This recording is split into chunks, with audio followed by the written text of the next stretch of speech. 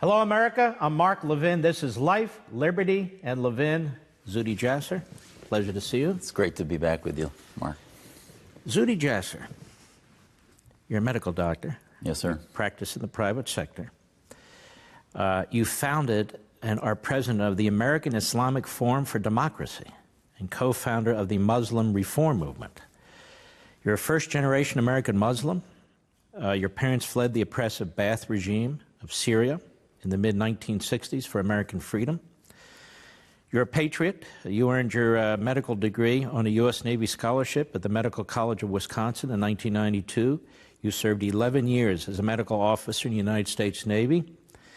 And you're the author of A Battle for the Soul of Islam, an American Muslim patriot's fight to save his faith.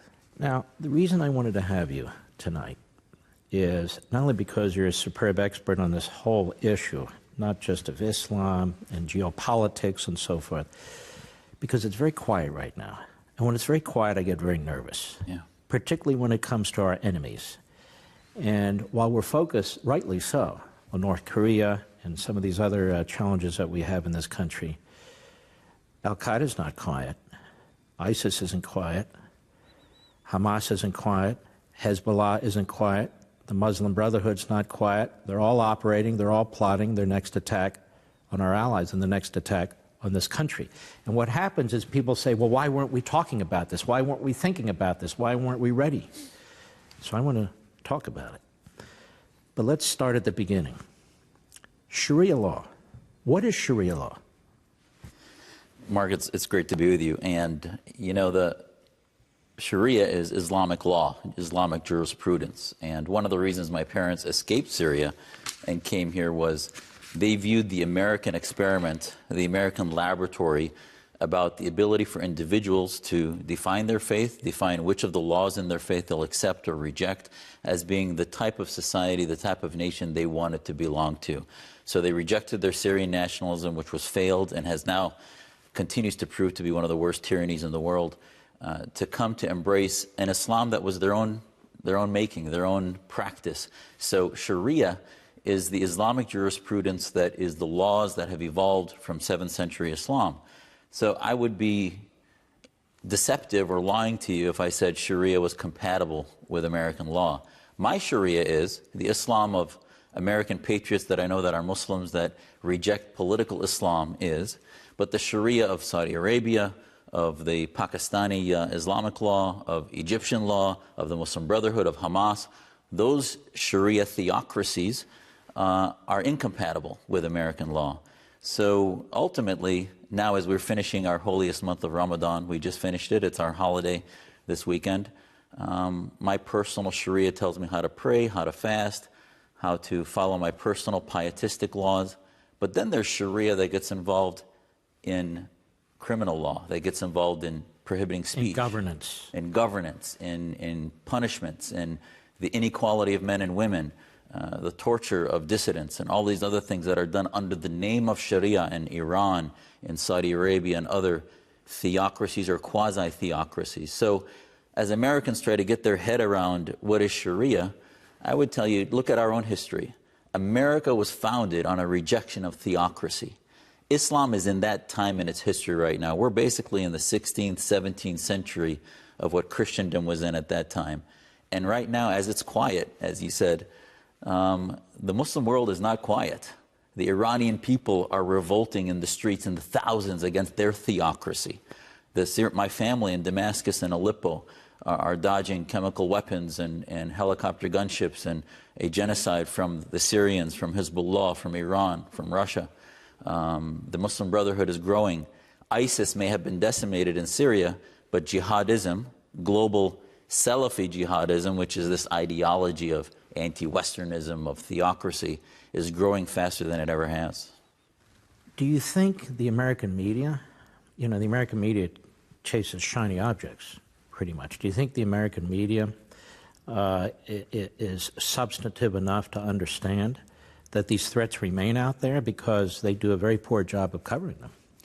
Well, I think, the honest portions of the American media, whether it be conservatives like yourself or others that are willing to talk to Muslims with a tough love, I think are addressing the issue. I think we've seen, like, our organization and our Muslim Reform Movement leaders have shifted the needle, where after 9/11, no one would talk about Islamism and Islamists. And now we're starting to see a conversation where we recognize that it's not just terrorism. I mean, I'm a doctor, as you said, and I treat disease. I don't treat symptoms. And the disease of what we're facing is not just terrorism. That's a symptom. That's a whack-a-mole program. The disease is political Islam, Sharia states. The concept that our identity as Muslims is wedded to a national identity of Islamic governance. So there may be many Muslims in America that are here that reject sort of secular society. So the American media, and I think especially on the left now, if you get away from their 95% Trump derangement syndrome, where they're focused too much on completely ignoring the global issues that are continuing to evolve, the rest, because of the influence of foreign governments, Islamic states, and their funding of think tanks, especially on the left, the Clinton Foundation and their money from Qatar and the Saudis and others, and we see also this problem on the right.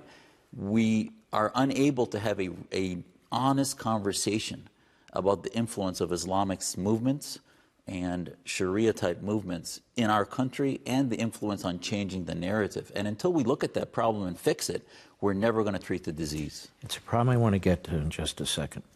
You talked about the founding of America. John Locke, the Enlightenment, religions most have gone through this Reformation period. So there isn't this conflict between the Enlightenment and people of faith and religion.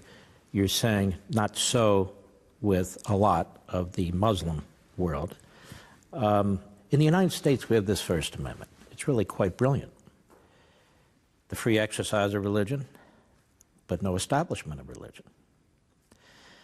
And it was based on, like much of the Constitution, Judeo-Christian concepts. But not just that. Aristotle, Cicero. Cicero wasn't a Christian, per se. I mean, it was the Romans who killed Christ. Mm-hmm. And yet, so basically our First Amendment says, look, if you're not out to destroy the Constitution, you know, if you're not ideologically driven to eviscerate this society, then have at it. You can be an atheist, you can be a Buddhist, Muslim, Jewish, Christian, whatever you want. Isn't that the genius of the First Amendment? Absolutely, and I have to tell you, this is why America, and American Muslims especially, have a responsibility by being blessed. If I had grown up in Syria or Saudi Arabia, I would not be the man who sits before you today, respecting and learning from authors like yourself and having the opportunity to be on Life, Liberty, and Levin and talk about freedom, right? I would be a different consciousness because I'd be fighting for my freedom in Syria. I probably wouldn't be alive today. Or if I lived in Saudi Arabia, I would have been influenced by more anti-Western conspiracy theories, etc. So America needs to get out, especially the left, needs to get out of its ethnocentrism and obsession with what's happening in Washington and Hollywood and start looking at the world and saying, you know what, a quarter of the world's population is Muslim. It's a 1,400-plus-year-old religion that now is going through a time in history in which it's beginning to move against dictatorships and against theocracy. We can take sides in that, or we can continue to work with just a strong horse and pretend that somehow through a bigotry of low expectations that Arabs and Persians and Muslims in general want to be run by dictators and theocrats, and that could not be further from the truth. Every human being wants to be free. And people say, well, Islam needs a Martin Luther. You hit the nail on the head. It's too early for a Martin Luther yet. We need a John Locke, James Madison. We need Jeffersonian religious freedom papers to begin to start to teach our youth. I mean, one of the things I teach my 3 young children is the only thing I would ever want to die for, and this is the reason I joined the Navy, is America and our Constitution. I was taught by my parents that while we love and pray to God and we read our scripture in the Arabic Quran, I'd never want to die for that because God doesn't need me to die for him, and my scripture is between me and God. I don't need a state to have that as a constitution. What the state needs to do is protect my individual rights to speak, to practice, or reject any parts of the faith that the men in beards and long robes want to ram down my throat. So that's the beauty of the American experiment. And we have a responsibility in this country, living in this blessed freedom, to give back to the world and start to put forth a form of Islam. And that's what our Muslim reform movement is about, is using the free market of ideas that exists here to begin to have critical thinking and pushing back against. Right now, there's only 4 schools of Sharia in Islam, of Sunni Islam, and only a couple in Shia Islam. Back at the beginning of Islam, there were thousands of schools of thought. So how do people expect Islam to do away with its ISISes and its Muslim Brotherhoods if there's no critical thinking? And in the laboratory where we can do it, the left wants us, with their red-green axis of the left and the Islamists, to not have critical thinking and say anyone that looks critically at Islam is a bigot, is an Islamophobe, and this victim grievance narrative that dominates who I am as a Muslim, when in fact we need tough love to say, you know what, if you know Muslims that are your neighbors and your friends, ask them what they think about theocracy and what they're doing to change the consciousness for their children and what their legacy will be. Why do you think that reporters, so-called journalists, many of whom are of the left, why do you think they don't want to have that conversation? Because every minority group to them is a tool for pushing forth a collectivist movement. Whatever it is, they exploit it. So the Muslim minority, which is barely 1% in America, they don't look at it as a quarter of the world's population where you have 56 countries that are Muslim majorities, where we would have an influence on that. They say, well, you know what? We can check the box that we protect Muslim minority rights. We'll call it a Muslim ban, even though it's not. We will talk about and use folks like Keith Ellison. You remember the Pelosi incident where she's whispering behind the microphone, tell him you're Muslim, tell him you're Muslim. That's all that matters to them. It's an identity politic. And they exploit identity politics in order to use us as a hammer against the right so that they can obsess into saying that they are the answer to bigotry and et cetera on the right, which could not be further from the truth. It's part of the left's demagoguery where they actually, in a bigoted sense, use race. They racialize Islam. Islam is an idea, it's not a race, but yet they racialize it. So they prevent critical thinking within communities, individual thought, as they've done with the African American community, the Hispanic community, and they have no interest in looking globally at how Muslim women are treated in Iran, how they're treated in Afghanistan, in Saudi Arabia, because feminism to them is really also a tool for how to get to the right, rather than actually being about principles. Could it also be that there are organizations that push the narrative that the left once pushed?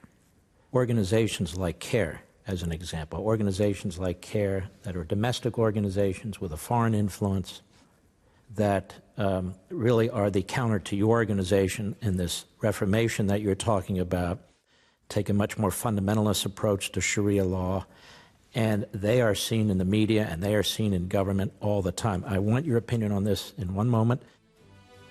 Ladies and gentlemen, you can join us almost every weeknight on Levin TV at crtv.com, I hope you'll join us.